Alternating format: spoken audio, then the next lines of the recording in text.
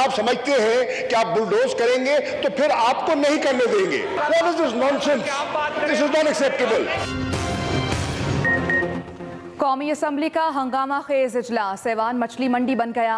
हुकूमती और अपोजिशन अरकान में हाथापाई, दोनों इतराफ से एक दूसरे के खिलाफ शदीद नारेबाजी। पीपल्स पार्टी के नवीद कमर और आगा रफ़ीउल्लाह का पीटीआई के फ़हीम खान और अताउल्लाह से झगड़ा। आगा रफ़ीउल्लाह के धक्के से पीटीआई रुकन अताउल्लाह गिर पड़े। पीटीआई के फ़हीम खान और नवीद कमर में झड़प। अरकान में तल्ख जुमलों का तबादला होता रहा। वज़ीर ख़ारजा शाह महमूद कुरैशी ने कहा, बहुत बर्दाश्त किया, अब ये सब नहीं चलेगा।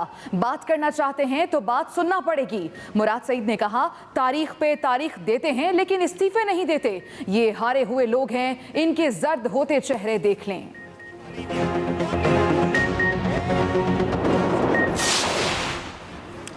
पीपल्स पार्टी की अपनी कोई हैसियत नहीं। इलेक्शन जीतने के लिए अपने नाम के साथ भुट्टो लगाना पड़ता है।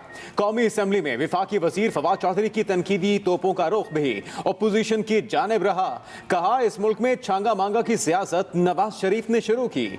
आसिफ जरदारी और नवाज शरीफ दोनों बिकाऊ माल लेकर बैठे हुए हैं।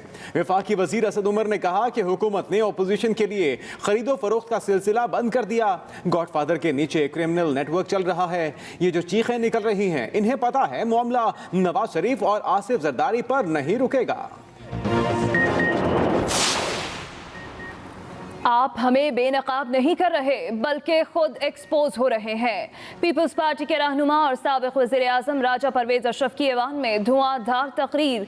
कहा, वज़ीर आज़म इनकी हरकतों की वजह से ऐवान में नहीं आ सकते। राजा रेंटल के नारों पर बोले, हाँ मैं राजा रेंटल हूँ मगर तुम क्या हो। मैंने अपने दौर में 4 रुपए फी यूनिट बिजली दी, आप 26 रुपए फी यूनिट बिजली बेच रहे हैं।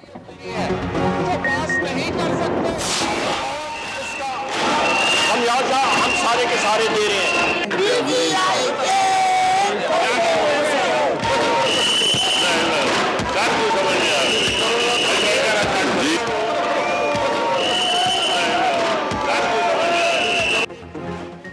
कौमी असम्बली में वक्फा सवालात के दौरान विफाकी वज़ीर तवानाई उमर अयूब सवालात का तसल्ली बख्श जवाब ना दे सके। अपोजिशन का एहतजाज। पीपल्स पार्टी की शाजिया मरी ने कहा, मिनिस्टर साहब बताएं 10 जनवरी का ब्रेक डाउन क्यों हुआ। हमें भाषण ना दें, आपकी तकारीर सुनने नहीं आए। आपकी नाअहली की वजह से 3 खरब गर्दिशी कर्ज बढ़ा। उमर अयूब की तकरीर के दौरान अपोजिशन की जानिब से लोटा लोटा के नारे।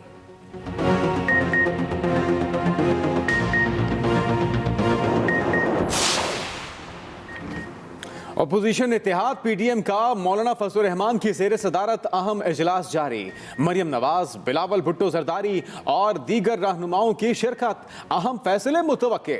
मीडिया से गुफ्तगू करते हुए नायब सदर मुस्लिम लीग नून मरियम नवाज ने कहा कि हुक्मरानों ने सेनेट इलेक्शन में खुद वोट तोड़े भी और खरीदे भी। हुक्मरानों के अब MNAs और MPs साथ छोड़ने को तैयार हैं तो इन्हें शो ऑफ हैंड याद आ गया।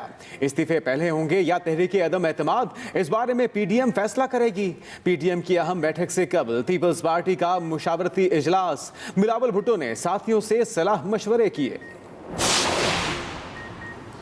उम्मीद है पीडीएम लॉन्ग मार्च और अदम एतमाद से आगे नहीं जाएगी। वज़ीर दाखिला शेख रशीद की मीडिया से गुफ्तगू। कहा, सेनेट इंतखाबात मार्च के दूसरे हफ्ते में होंगे जिससे जमहूरियत मजबूत होगी। तवक्को है अपोजिशन अकल से काम लेगी। अपोजिशन इस्तीफे दे भी दे, कोई क़यामत नहीं आ जाएगी। इस्तीफों से सिर्फ बेचैनी होगी और कोई तब्दीली नहीं होगी। पीपल्स पार्टी और मुस्लिम लीग नून मिसाक़ जमहूरियत में ओपन बैलेट पर इत्तेफाक करके मुकर गए। सेनेट इजलास में पीपल्स पार्टी की शरी रहमान का गर्मा गर्म खिताब। बोली, एक तरफ आप अदालत में हैं, दूसरी तरफ पार्लियामेंट में बिल ला रहे हैं। इनके पास 2/3 अक्सरियत नहीं और ये आईनी तरमीमी बिल लेकर आ गए हैं। सेनेटर फैसल जावेद बोले, ऑपोजिशन पैसे दिए बगैर सेनेट इलेक्शन जीत ही नहीं सकती। इमरान खान धांधली के खात्मे के लिए न्यूट्रल एम्पायर लाए हैं। ऑपोजिशन तामीरी ऑपोजिशन का किरदार अदा करे।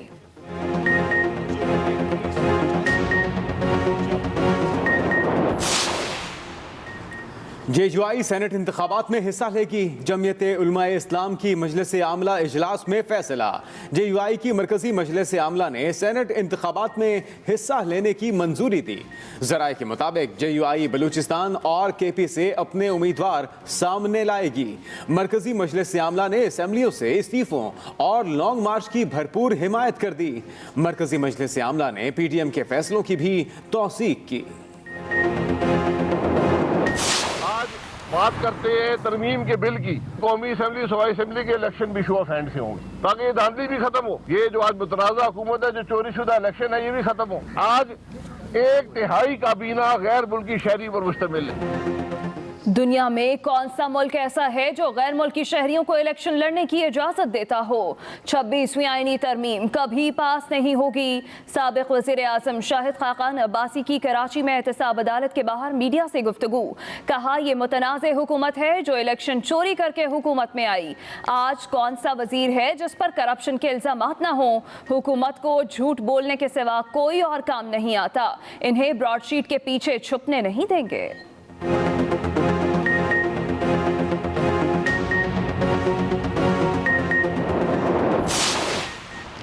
पिछले 2.5 बरस में ऑपोजिशन की हर साजिश नाकाम रही। वज़ीर आला पंजाब उस्मान बुज़दार की पीडीएम पर तनकीद। कहा हुकूमत गिराने की ख्वाहिश रखने वालों के अरमान 2023 तक पूरे नहीं होंगे। हुकूमत पहले से ज्यादा मजबूत है। मुल्क को कंगाल करने वालों की सियासत हमेशा के लिए खत्म हो चुकी। फिरदौस आशिक अवान ने कहा चोरों की वकालत करने वाली कनीजें अब रो रही हैं। अक्ल से पैदल टोला दीवार से टकरे मार रहा है।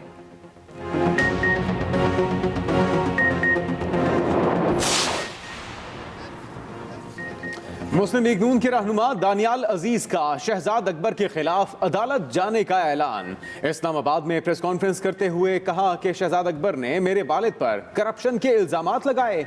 मेरा 2400 केनाल अराजी से कोई ताल्लुक नहीं। हुकूमत ने पगड़ियां उछालने का ठेका ले रखा है। इंसाफ की धज्जियां उड़ाई जा रही हैं। आप लोगों की पगड़ियां नहीं उछालने देंगे।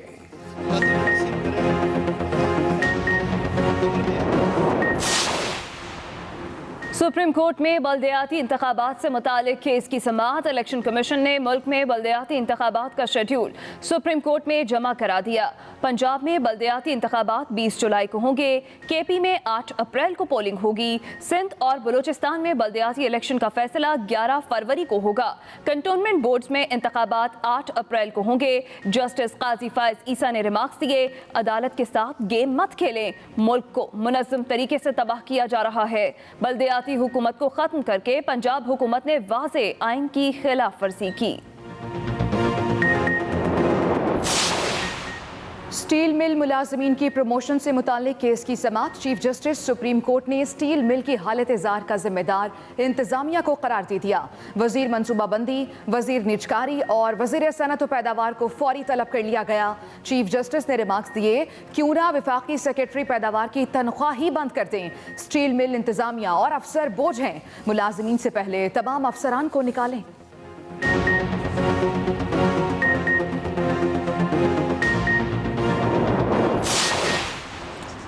मुस्लिम लीग नून के सदर शहबाज शरीफ की कोट लखपत जेल में तबीयत खराब। सख्त सिक्योरिटी में लाहौर के अनमोल अस्पताल में मेडिकल चेकअप कराया गया, बाद में दोबारा जेल मुंतकिल। शहबाज शरीफ कैंसर के मरीज हैं। गुज़श्ता रोज एहतसाब अदालत में भी उन्होंने अपनी तबीयत खराब होने का बताया था।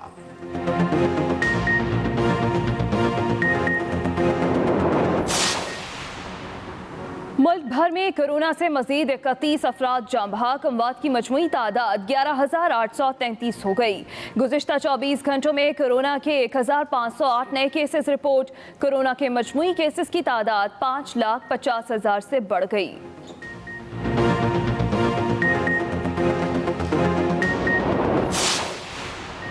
आलमी बरादरी कश्मीर में इंसानियत सोज मजालिम का नोटिस ले। पाकिस्तान कश्मीरियों की भरपूर हिमायत जारी रखेगा।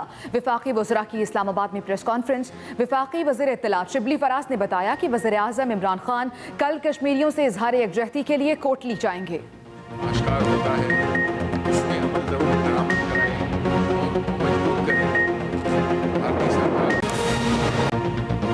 सबसे पहले अहम खबर, वजीर आजम इमरान खान का पंजाब में कब्जा माफिया के खिलाफ ऑपरेशन का हुक्म। वजीर आजम की ओवरसीज पाकिस्तानियों की जमीनों पर कब्जा फौरी खत्म कराने की भी हिदायत। वजीर आजम इमरान खान का पंजाब में कब्जा माफिया के खिलाफ ऑपरेशन का हुक्म। इसी पर बात करेंगे एक्सप्रेस न्यूज के नुमाइंदा रिजवान अहमद गिलज़ई हमारे साथ मौजूद हैं। जी रिजवान, क्या तफसीलात हैं? जी देखें, आज आईजी पंजाब इनाम गनी ने वजीर आजम को पंजाब में जो गैर कानूनी हाउसिंग स्कीमें हैं उस पर ब्रीफिंग दी और ये बताया कि अब तक गैर कानूनी हाउसिंग सोसाइटीज के खिलाफ जो 906 रेफरेंसेज और FIR की दरखास्तों पर जो है वो काम जारी है। 895 FIR जो है वो दर्ज कर ली गई हैं। वजीर आजम ने IG पंजाब और चीफ सेक्रेटरी को ये हुक्म दिया है कि कब्जा माफिया के खिलाफ सूबे भर में ऑपरेशन किया जाए। ये जो कब्जा माफिया है ये माशरे के लिए नासूर बन चुका है और वजीर आजम ने साथ साथ ये भी हिदायत की है कि कार्रवाइयों की रिपोर्ट हर हफ्ते पेश की जाए। खासतौर पर जो ओवरसीज पाकिस्तानियों की जमीनें हैं उन पर नाजायज कब्जा फौरी खत्म करवाया जाए। वजीर आजम ने ये भी कहा है और ये उस हवाले से वजीर आजम ने गुफ्तगू में ये भी कहा कि सारी जिंदगी की जमा पूंजी पाकिस्तान लाने वालों की दाद रसी की जानी चाहिए और जिन लोग गरीब लोगों के जमीनों पर कब्जे हैं, बासल लोगों के कब्जे हैं, वो कब्जा फौरी छुड़ाया जाए। बड़ी सख्ती से उन्होंने IG पंजाब और चीफ सेक्रेटरी को ये हिदायत की है कि सूबे भर में जो है वो ये ऑपरेशन जो है वो शुरू किया जाए और इसकी रिपोर्ट हर हफ्ते मुकम्मल की जाए। वज़ीर आज़म को ये बताया गया कि 2016 और 2017 में मुख्तलिफ डेवलपमेंट अथॉरिटीज ने FIR के अंदराज की दरखास्तें और रेफरेंसेस भेजे थे, लेकिन जो FIR हैं वो नहीं दर्ज हो सकी। और साथ साथ IG पंजाब ने यह भी बताया कि 906 रेफरेंसेज और FIR की दरखास्तों पर भी अमल दरामद जो है वो रुका हुआ है और एक केस में अदालती स्टे ऑर्डर है, बाकी दरखास्तें वापस ली जा चुकी हैं।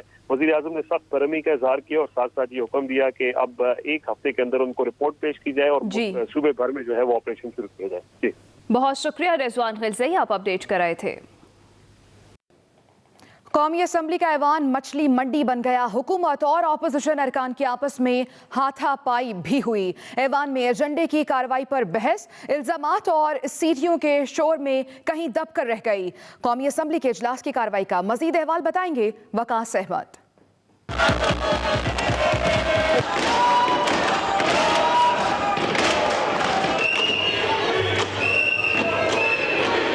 सीटियों की आवाजें, डेस्कों पर मुक्कों का शोर और चीखों पुकार।